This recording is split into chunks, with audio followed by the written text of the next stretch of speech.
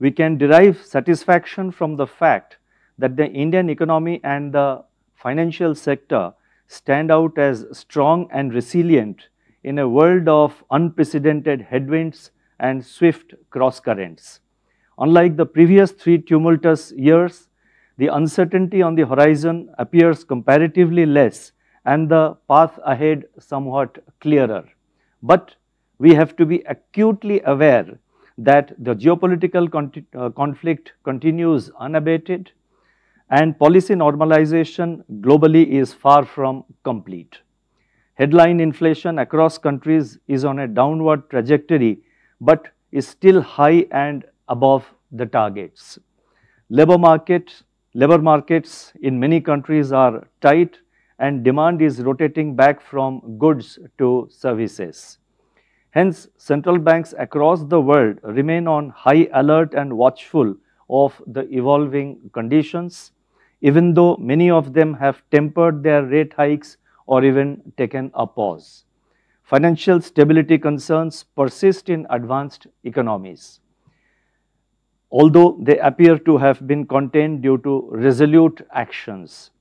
Retrenchment in trade, technology, capital flows caused by geopolitical fault lines and economic fragmentation further complicate the situation.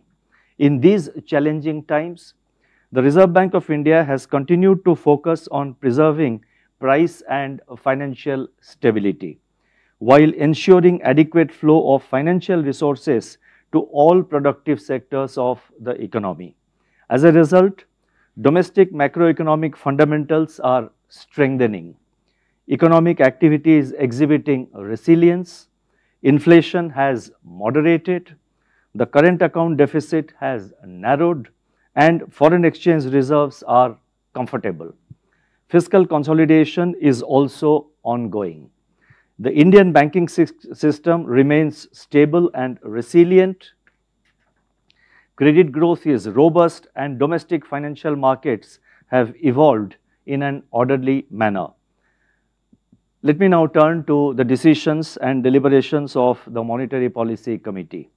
As many of you would be aware, the Monetary Policy Committee met on 6th, 7th and 8th June, and based on an assessment of the macroeconomic situation and outlook, the MPC decided unanimously to keep the policy repo rate unchanged at 6.5%. Consequently, the standing deposit facility, that is SDF rate, remains at 6.25%, and the marginal standing facility and the bank rates, they stand at 6.75%.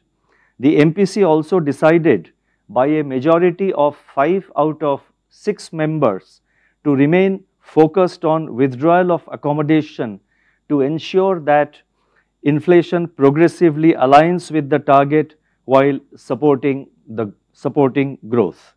Let me now explain the MPC's rationale.